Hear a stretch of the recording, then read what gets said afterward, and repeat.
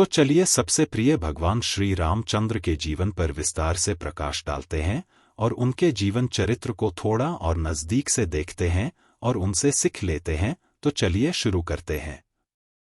रामायण ग्रंथ के द्वारा हमें श्री राम के आदर्श जीवन के बारे में जानकारी उपलब्ध होती है। श्री राम के जीवन चरित्र का बड़ा ही सुंदर वर्णन उन्हीं के काल में हुए महर्षि वाल्मीकि ने अपनी कालजयी रचना रामायण में की है। रामायण लगभग प्रत्येक हिंदू धर्म के लोगों के घर में रहता है और उसको पढ़ा जाता है।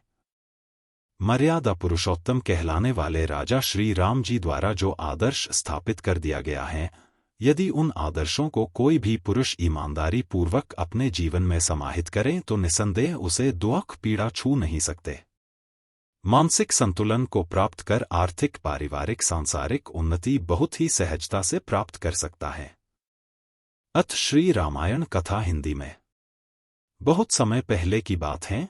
आज से हिंदू कैलेंडर के अनुसार लगभग 9 लाख वर्ष पहले त्रेता युग में एक बहुत ही प्रतापी सूर्यवंशी राजा दशरथ हुआ करते थे। उनके राजधानी का नाम अयोध्या था। राजा दशरथ बहुत ही न्यायप्रिय और धर्मी राजा थे। उनके राज में सभी प्रजा सुखपूर्वक अपना जीवन यापन करती थी। महान प्रतापी सत्यवादी राजा हरिश्चंद्र और माता गंगा को स्वर्ग से धरती पर लाने वाले यशस्वी राजा भागीरथी राजा दशरथ के पूर्वजों में से एक थे। राजा दशरथ अपने पूर्वजों की तरह ही धर्म कार्य में बड़े संलग्न रहते थे। राजा दशरथ की कोई संतान नहीं था, जिससे वो अक्सर दुखी रहते थे। राजा दशरथ की 3 रानियां थीं। पहली रानी का नाम कौसल्या, दूसरी रानी का नाम सुमित्रा तथा तीसरी रानी का नाम कैकेयी था। राजा दशरथ एक महान धनुर्धारी थे। वो शब्दभेदी बाण चलाने में माहिर थे। वो सिर्फ शब्द की आवाज सुनकर बिना लक्ष्य को देखे उसे भेद सकते थे। भगवान श्री राम का जन्म। बहुत समय तक राजा को कोई संतान उत्पन्न नहीं हुआ। इस बात की चिंता राजा दशरथ के मन में हमेशा रहती थी। एक दिन इसी चिंता में डूबे थे जो राजगुरु वशिष्ठ ने दशरथ को पुत्रेष्टि यज्ञ कराने का सुझाव दिया। श्रृंगी ऋषि के देखरेख में उन्होंने ही यह यज्ञ संपन्न कराया। इस यज्ञ में खूब दान उपदान हुआ। इस यज्ञ से प्राप्त खीर को तीनों रानियों को खिला दिया गया। कुछ समय पश्चात तीनों रानियों के 4 पुत्र हुए। सबसे बड़ी महारानी कौसल्या के राम, कैकेयी के भरत और सुमित्रा के लक्ष्मण और शत्रुघ्न हुए। चारों भाई बहुत ही सुंदर और तेजस्वी थे। महाराज दशरथ अपने चारों पुत्रों को देखकर बहुत खुश होते थे। संतान सुख प्राप्त होने पर राजा दशरथ फूले नहीं समाते थे। कुछ समय पश्चात चारों भाई राजगुरु वशिष्ठ के साथ जंगल में विद्या ग्रहण करने चले गए। वशिष्ठ बहुत ही विद्वान गुरु थे। उस समय में वशिष्ठ ऋषि का बहुत मान सम्मान होता था। सब भाई बड़े ही विलक्षण प्रतिभा धनी थे। लक्ष्मण जी थोड़े चालू तो भगवान श्री राम शांत और गंभीर स्वभाव के थे। चारों भाई पढ़ लिखने में भी बहुत होशियार थे। शीघ्र ही उन्होंने बाण चलाना आदि युद्ध विद्याएं सीख लीं। ताड़का और उसके पुत्रों का वध। अयोध्या की जनता इनके रूप और गुणों पर मुग्ध थी। राजा दशरथ इन्हें कभी अपनी आंखों से दूर नहीं रखना चाहते थे। एक दिन बहुत ही बड़े विद्वान और ज्ञानी महर्षि विश्वामित्र राजा दशरथ जी के पास आए। ये अपने समय के बड़े महान और तपस्वी ऋषि थे। कई राक्षस इनके यज्ञ में विघ्न डाला करते थे। जब उन्होंने राम तथा उनके भाइयों के बारे में सुना, तब ये दशरथ जी के पास गए। इन्होंने दशरथ से राक्षसों को मारने के लिए तथा यज्ञ की रक्षा करने के लिए राम तथा लक्ष्मण को मांगा। राजा दशरथ ने हाथ जोड़कर ऋषि विश्वामित्र से कहा, हे ऋषि, राम और लक्ष्मण दोनों अभी बालक हैं। इतने बड़े बड़े राक्षसों से युद्ध के लिए उन्हें मत ले जाइए। मैं अपनी पूरी सेना और खुद स्वयं चलता हूं और उन राक्षसों के साथ युद्ध करूंगा और आपके यज्ञ की रक्षा भी करूंगा।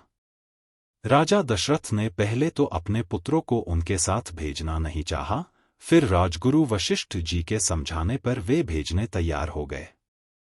राम और लक्ष्मण दोनों ऋषि विश्वामित्र के साथ चल दिए। रास्ते में ऋषि ने उन दोनों को 2 मंत्र सिखाए। इन मंत्रों के सीखने के बाद दोनों राजकुमार और शक्तिशाली हो गए। ऋषि के आश्रम में जाते हुए इन्होंने ताड़का नाम की राक्षसी डाला। वहां पहुंचकर यज्ञ की रक्षा करते समय उसके एक पुत्र मारीच को बाण मारकर 100 योजन समुद्र के पार फेंक दिया और दूसरे पुत्र सुबाहु को भी मार डाला। अब विश्वामित्र जी का यज्ञ बहुत अच्छी तरह और खूब शांति से संपन्न हो गया। इसके बाद महर्षि विश्वामित्र दोनों राजकुमारों राम और लक्ष्मण को लेकर मिथिलापुरी पहुंचे। श्री राम द्वारा शिव धनुष को तोड़ा जाना। मिथिला के राजा जनक बड़े विद्वान तथा साधु पुरुष थे। इन्होंने अपनी पुत्री सीता का स्वयंवर रचा था। दूर दूर से राजा महाराज स्वयंवर में आए, खूब धूमधाम हो रही थी। जब विश्वामित्र जी वह पहुंचे तब राजा ने उनका बड़ा स्वागत किया। राजा जनक के पास एक धनुष था। यह धनुष शिव जी का था। इस धनुष से उन्होंने त्रिपासुर का वध किया था। इसे सीता जी को छोड़कर कोई भी नहीं उठा सकता था, क्योंकि यह बड़ा भारी और कठोर था। राजा जनक ने प्रतिज्ञा की थी, जो कोई इस धनुष को उठाकर उसकी रस्सी बांध देगा, उसी के साथ सीता जी का ब्याह होगा। माता सीता जी के विवाह हेतु स्वयंवर का आयोजन किया। पूरे आर्यव्रत के बड़े बड़े शूरवीर योद्धाओं को बुलाया गया था। रावण भी उस आयोजन सम्मिलित हुआ था। सब राजाओं ने बड़ी कोशिश की, किंतु कोई भी इसे हिला भी नहीं पाया। उठाकर रस्सी बंधाना तो दूर, सभी राजा हार मान चुके थे। राजा जनक को चिंता होने लगी कि अब कहाँ अपनी सुपुत्री के सुपात्र वर खोजूं। तभी महर्षि विश्वामित्र ने राम को धनुष उठाकर उस पर प्रत्यंचा चढ़ाने का आदेश दिया। गुरु की आज्ञा पाकर राम धनुष के पास पहुंच गए और उन्होंने बड़ी सरलता से उस धनुष को उठा लिया और उस पर प्रत्यंचा चढ़ाने लगे। धनुष डोर बांधने के दौरान श्री राम के हाथों वो धनुष टूट गया। परशुराम जी का क्रोध। चूंकि धनुष शिव जी का था, समय भगवान शिव के परम भक्त भगवान परशुराम भी थे। धनुष के टूटने की आवाज सुनकर परशुराम जी वहां पहुंच गए। वह बड़े क्रोध में थे। वह इस धनुष को तोड़ने वाले को खोजने लगे। भगवान परशुराम के क्रोध को देखकर सारा सभा में सन्नाटा छा गया। डर के मारे कोई भी नहीं बोल रहा था। लेकिन लक्ष्मण जी नहीं डरे। वो परशुराम जी से वाद विवाद करने लगे, जिससे परशुराम जी का क्रोध और बढ़ने लगा।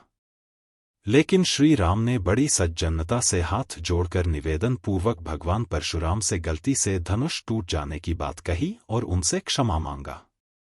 राम के सरल शांत स्वभाव को देखकर भगवान परशुराम का क्रोध शांत हुआ और वो वहां से चले गए। उनके जाने के ठीक बाद सभा में सबने राहत की सांस ली।